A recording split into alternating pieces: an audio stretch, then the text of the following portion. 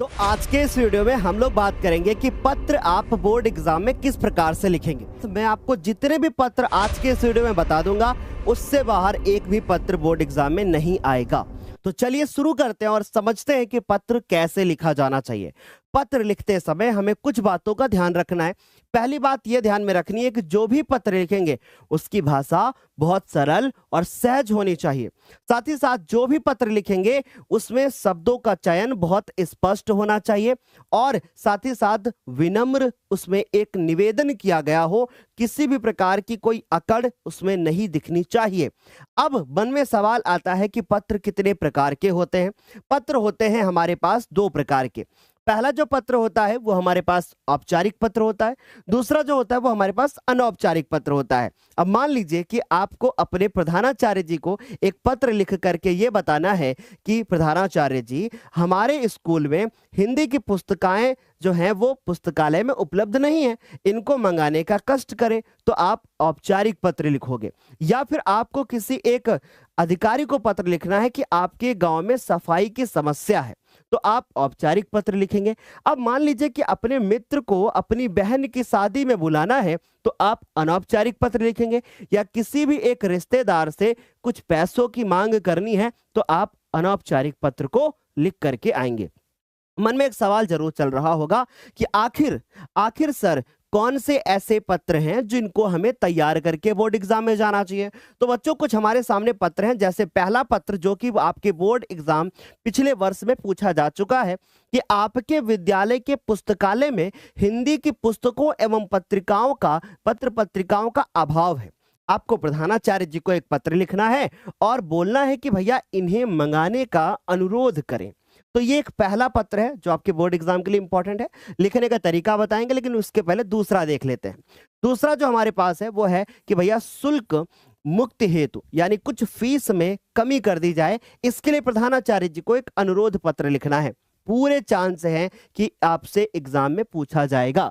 अगला जो हमारे पास है वो ये है कि ये भी प्रधानाचार्य जी को ही लिखना है कि विद्यालय में खेल कूद की सामग्री की ओर ध्यान दिलाते हुए प्रधानाचार्य जी को एक प्रार्थना पत्र लिखना है। अब ये सारे ना एक ही जैसे लिखे जाएंगे, तो मैं आपको एक ऐसा तरीका बताऊंगा जिससे आपके सारे तैयार हो जाएंगे। अब आगे बढ़ते हैं।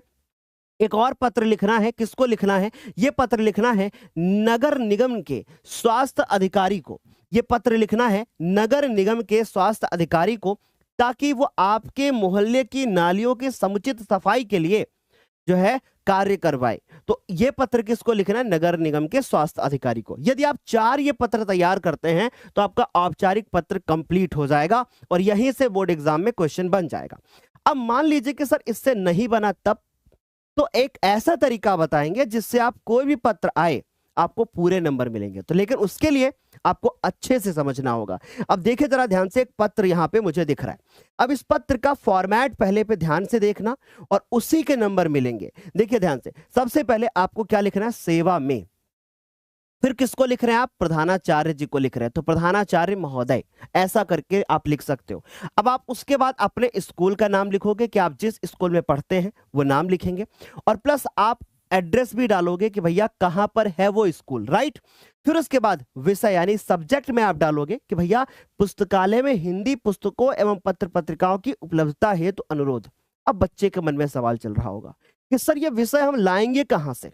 तो भाई आप यहां पे देखोगे तो साफ साफ लिखा है कि विद्यालय के पुस्तकालय में हिंदी की पुस्तकों एवं पत्र पत्रिकाओं का अभाव। ऐसे करके आप लिखोगे कि पुस्तकालय में हिंदी पुस्तकों एवं पत्र पत्रिकाओं की उपलब्धता हेतु अनुरोध, यानी आप लास्ट में अनुरोध जरूर लगा देंगे। इससे क्या होता है कि यह पता चलता है कि जो पत्र लिखा गया उसकी भाषा सहज है, अर्थात सरल है, अनुरोध किया गया है, राइट। अच्छा, अब देखो क्या है, महोदय से स्टार्ट करना है और यहां से लेकर के यहां तक आप ध्यान से देखिएगा। 2 पैसेज में आपको लिखना है, 2 पैसेज में लिखना है। एक पैसेज के अंदर आपको यह लिखना है कि भैया आपकी मुख्य विषय वस्तु क्या है, यानी आप किस लिए पत्र को लिख रहे हैं, और दूसरे में आपको अनुरोध एक बार पुनः कर देना है। ये 2 पैसेज में लिखना है। अब पहले में देखो क्या है, मैं आपको बना करके बताता हूं कि मैं शिवम द्विवेदी कक्षा 10 का छात्र हूं। महोदय, सविनय निवेदन यह है कि मैं कक्षा 10 का छात्र हूं, मेरा नाम शिवम द्विवेदी है। उसके बाद आपको लिखना क्या है कि हमारे विद्यालय का पुस्तकालय पुस्तकों से बिल्कुल समृद्ध है। आपको बुराई नहीं करनी है विद्यालय की, आपको बताना है कि पुस्तकालय में बहुत सारी पुस्तिकाएं हैं, बहुत सारे पुस्तिकाएं हैं, परंतु परंतु लेकिन हिंदी भाषा की पुस्तकों एवं पत्र पत्रिकाओं की अत्यधिक कमी है। पहले आपको बड़ाई करनी है, फिर आपको कमी बतानी है, ठीक है। वर्तमान में यानी इस समय पर हिंदी भाषा की पुस्तकों एवं पत्र पत्रिकाओं की सीमित संख्या अर्थात कमी होने के कारण हमें बाहरी स्रोतों पर निर्भर रहना पड़ता है, लाइक एक मोबाइल पर निर्भर रहना होता है, ठीक। ये आपको लिखना है।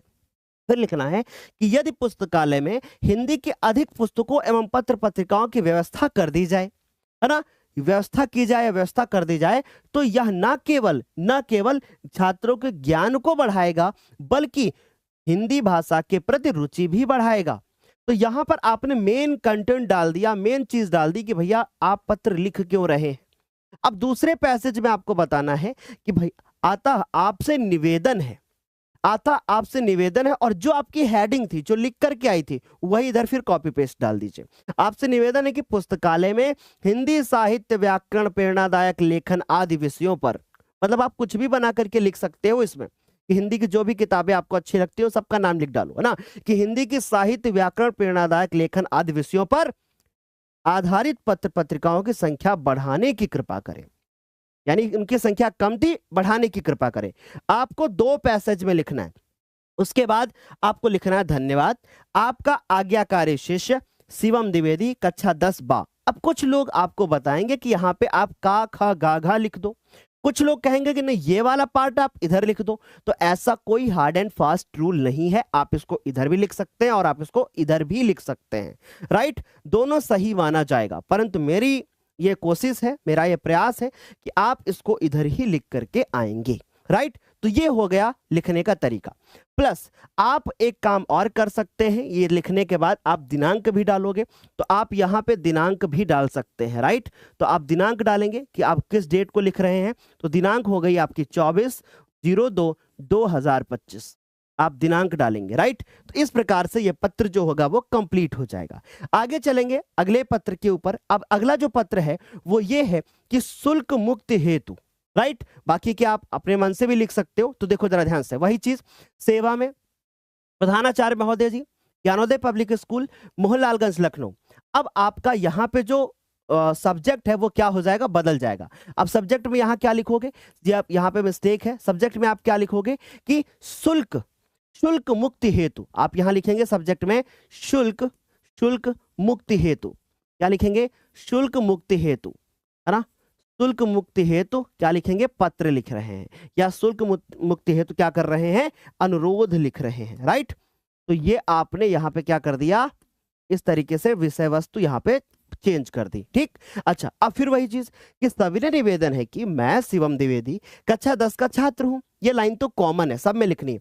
अब आगे देखो क्या लिखना है, फिर वही चीज, यहाँ पे 2 या 3 पैसेज हैं, तो आप पहले पैसेज में क्या लिखोगे कि मेरे परिवार की आर्थिक स्थिति सही नहीं है, राइट, ऐसे लिखोगे। मेरे पिताजी किसान हैं, या वर्तमान परिस्थितियों में मेरे माता पिता के लिए विद्यालय का शुल्क भरना कठिन हो गया है ना, या कठिन हो रहा है। मेरे पिताजी किसान हैं और उनकी मासिक आय बहुत कम है।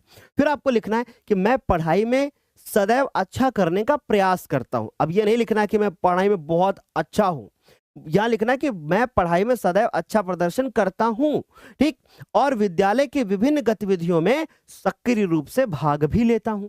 फिर उसके बाद यह है कि मेरी शिक्षा में किसी भी प्रकार की बाधा ना आए, इसलिए आपसे निवेदन है, आपसे अनुरोध है कि कृपया मेरी शुल्क माफी की कृपा करें, ठीक। फिर लास्ट में लिखना है कि मुझे पूर्ण विश्वास है, अ लेटर टू गॉड, मुझे पूर्ण विश्वास है कि प्रभु हमारे लिए पैसे भेजेंगे। वैसे आपको लिखना है कि अतः मुझे पूर्ण विश्वास है कि आप मेरी स्थिति को समझते हुए मेरी सहायता करेंगे। लेकिन इस बार पैसे पोस्ट मास्टर के थ्रू मत भिजवाना ऐसा कुछ नहीं लिखना है, राइट, कि मुझे पूर्ण विश्वास है कि आप मेरी स्थिति को समझते हुए मेरी सहायता करेंगे। आपकी कृपा से मैं अपनी पढ़ाई जारी कर सकूंगा। इतनी सी बात आपको लिखना है और भविष्य में अपने लक्ष्य को प्राप्त कर सकूंगा। धन्यवाद। आपका आज्ञाकारी शिष्य शिवम द्विवेदी, और उसके बाद आपको कक्षा, और फिर उसके बाद आपको क्या लिख देना है, फिर आपको लिख देना है दिनांक, और दिनांक आपको लिखते समय आपको उसी दिन की डेट क्या कर देनी है, डाल देनी है। राइट, तो इस तरीके से हमारा ये वाला पत्र भी क्या होगा, कंप्लीट होगा। फिर मैं आपको बताऊं, सबसे ऊपर और नीचे यहां पर आपको 2 या 3 पैसेज में डालना है। पहले में आपको ये डालना है कि भैया विषय वस्तु जो मेन है कि आप क्यों पत्र लिख रहे हैं, और आखिरी में फिर अनुरोध कर देना है। पूरे पत्र में आपको बस इस चीज का ध्यान रखना है कि भाषा सरल और सहज होनी चाहिए। अब बाकी के 2 पत्र आप अपने आप लिख सकते हैं। अब आगे बढ़ेंगे और अब हम लिखेंगे अनौपचारिक पत्र, यानी मित्र को या परिजन को। पहले पत्र लिखते हैं आपकी शिवानी मैम की शादी के लिए, देखते हैं कैसे पत्र लिखा जाएगा। यानी कि पहला पत्र लिखेंगे पहले बात छात्रावास पे, और दोबारा दूसरे में लिखेंगे अपनी बहन के विवाह में अपने दोस्त को आमंत्रित करते हुए एक पत्र। तो पहला पत्र जो है वो छात्रावास, यानी कि जो भी हॉस्टल है, जो हम हॉस्टल में रहते हैं, तो वहां की स्थिति कैसी है उसके बारे में पत्र लिखना है, और ये 2024 के बोर्ड एग्जाम में पूछा गया था। राइट, अब इसको कैसे लिखा जाता है, देखो मैं आपको बताता हूं। सबसे पहले आपको किस चीज पे ध्यान देना है कि भैया आपको पता डालना है, आपको दिनांक डालनी है, फिर उसके बाद अपने मित्र का नाम, प्रिय मित्र या प्रिय भाई या प्रिय बहन, है ना, या प्रिय बेटा या प्रिय प्रिय पुत्री, कुछ भी जो भी आपको लिखना है, जिसको भी लिखना है। राइट, फिर उसके बाद बहुत प्यार, या आप लिख सकते हो कि नमस्कार। ठीक है, यदि आपका दोस्त है तो आप नमस्कार लिख सकते हैं। फिर उसके बाद पत्र को आप आरंभ करोगे, लास्ट में आओगे और फिर उसके बाद लिखोगे कि तुम्हारा भाई, आपका दोस्त, ऐसे करके लिखोगे, और फिर नीचे आप जो है पत्र में पता डालेंगे। या एक दूसरा मेथड भी है हमारे पास, उसको ट्राई करते हैं। अब देखो, देखने में तो आपको लग रहा होगा अरे यार ये तो बहुत बड़ा है, पर वाकई में सही में आपको बताऊं कुछ नहीं है। आपको बना बना करके लिखना है। कैसे लिखना मैं अब आपको बताऊंगा। देखो, सबसे पहले आपको पता डालना है, आपको पता डालना है कि D234 आप अपना एड्रेस, या आपका ऐसा कोई एड्रेस नहीं है तो बना करके लिख दो कि D123, है ना, यानी कि ये कुछ पता है। ठीक है, मकान नंबर हो सकता है। फिर वृंदावन, फिर लखनऊ उत्तर प्रदेश पिन कोड डाल देना है। मैंने गलत डाल रखा है, मतलब आप भी 6 डिजिट का कोई भी पिन कोड डाल सकते हैं। ठीक, अच्छा, दिनांक 24/2/2025, यानी ये पत्र 24 तारीख को लिखा जा रहा है। किसको लिखा जा रहा है? प्रिय मित्र अमित को लिखा जा रहा है। और कौन लिख रहा है इस पत्र को? इस पत्र को शिवम द्विवेदी लिख रहे हैं। किसको लिख रहे हैं? अपने प्रिय मित्र अमित को। क्या लिख रहे हैं कि नमस्कार मित्र, या फिर लिख रहे हैं कि सप्रेम नमस्कार, और फिर लिख रहे हैं कि आशा करता हूं। अब देखिए, ये चीज बहुत इंपॉर्टेंट है कि जब भी आप अनौपचारिक पत्र लिखेंगे तो उसमें कुशल क्षेम पहले जरूर पूछ लेंगे। यानी आप अपने मित्र से ये पूछ लेंगे कि आप कैसे हैं, डायरेक्ट अपनी बात नहीं करनी है ना। यानी पहले आपको पूछना है कि आशा करता हूं कि आप स्वस्थ और प्रसन्न होंगे। जब किसी को मेल भी लिखा जाता है ना, तो यही लिखा जाता है उसमें कि I hope you are very well, कि आई होप आप बहुत अच्छे होंगे, आप प्रसन्न होंगे, अर्थात कि आशा करता हूं कि आप स्वस्थ और प्रसन्न होंगे। मैं अपने छात्रावास के अनुभव साझा करने के लिए आपको पत्र लिख रहा हूं। और फिर आपको अपने छात्रावास के बारे में बढ़ा चढ़ा करके बातें लिखना है। अब इसके अंदर आपको क्या लिखना है मैं आपको बताता हूं। इसके अंदर आप लिख सकते हो कि प्रिय मित्र, छात्रावास का जीवन बहुत ही अनुशासनपूर्ण है। मैं सुबह जल्दी उठना सीख गया हूँ, सामूहिक प्रार्थना करना सीख गया हूँ, यानी प्रेयर भी मैं बहुत अच्छे से करता हूँ। फिर उसके बाद आपको लिखना है कि भैया यहाँ व्यायाम करने को मिलता है, साथ ही साथ सभी कक्षाओं में जाना हमारे जीवन को व्यवस्थित बनाता है। यानी हम पहले घर पे थे तो हम बस उठते थे और चुपचाप बैग टांग के स्कूल जाते थे। अब यहाँ सारे काम टाइम से होते हैं और भोजन भी निश्चित समय पर मिलता है ना, कि घर में तो लेट हो जाता था पर यहाँ पे हमें भोजन निश्चित समय पर मिलता है, ऐसा लिखना है। फिर लिखना है कि और स्वच्छता का पूरा ध्यान रखा जाता है। फिर दूसरे पैसेज में है कि छात्रावास में विभिन्न राज्यों और शहरों से बच्चे आते हैं, या विभिन्न राज्यों और शहरों से आए हुए छात्रों के साथ रहने को मिलता है। एक नया अनुभव है हमारे लिए। हम आपस में अपने विचार साझा करते हैं, हमें एक जगह की संस्कृति सीखने को मिलती है, या कहें हमें एक दूसरे की संस्कृतियों को समझने में सहायता मिलती है, या हम सीखते हैं उससे, और मिलजुल करके हम पढ़ाई करते हैं। इतनी सी बात लिखनी है। फिर क्या लिखना है कि पढ़ाई के साथ साथ खेलकूद भी होता है, सांस्कृतिक कार्यक्रम भी होते हैं, वाद विवाद प्रतियोगिताएं भी होती हैं, उसमें हम लोग भाग लेते हैं। फिर लास्ट में एक लाइन और लिख सकते हो चाहो तो, कि छात्रावास का जीवन अच्छा लगता है, नया अनुभव है, परंतु घर की याद भी सताती है। ऐसे आप लिख सकते हैं। परंतु फिर आगे और एक लाइन लिख सकते हैं कि परंतु उज्जवल जीवन के लिए या उज्जवल भविष्य के लिए हमें छात्रावास में रहना ही पड़ेगा।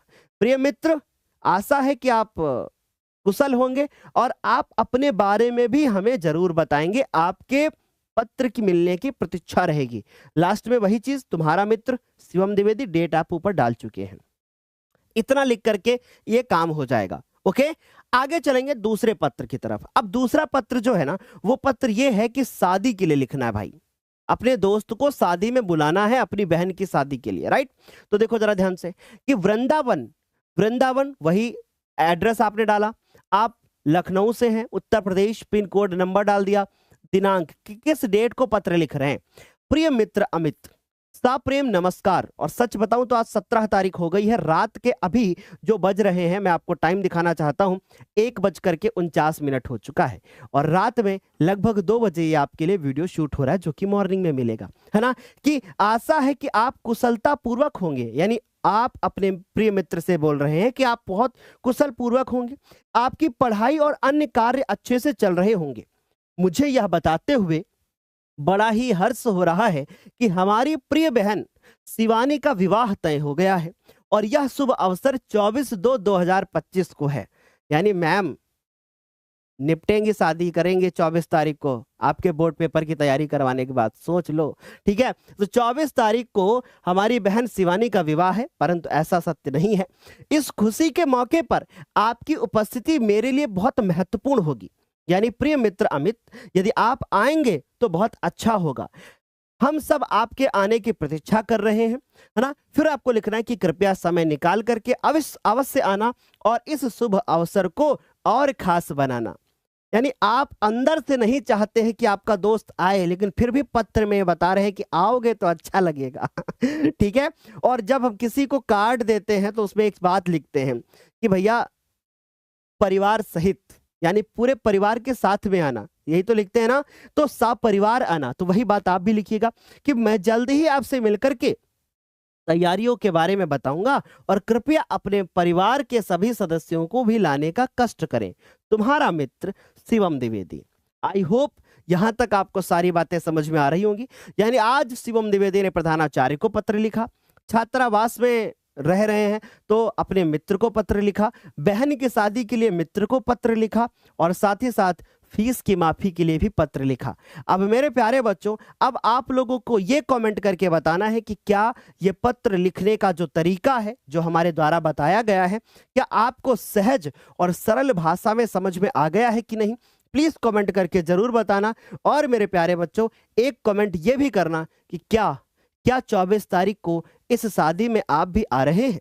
प्लीज कमेंट करके जरूर बताना। और क्या परीक्षा के बाद एक नए जोश के साथ इस शादी में आप आ रहे हैं या नहीं, प्लीज कमेंट करके जरूर बताना। आज के लिए इतना ही, तब तक के लिए बाय, टेक केयर। मिलते हैं अगले वीडियो में। शुक्रिया शुक्रिया शुक्रिया, बाय बाय, टेक केयर।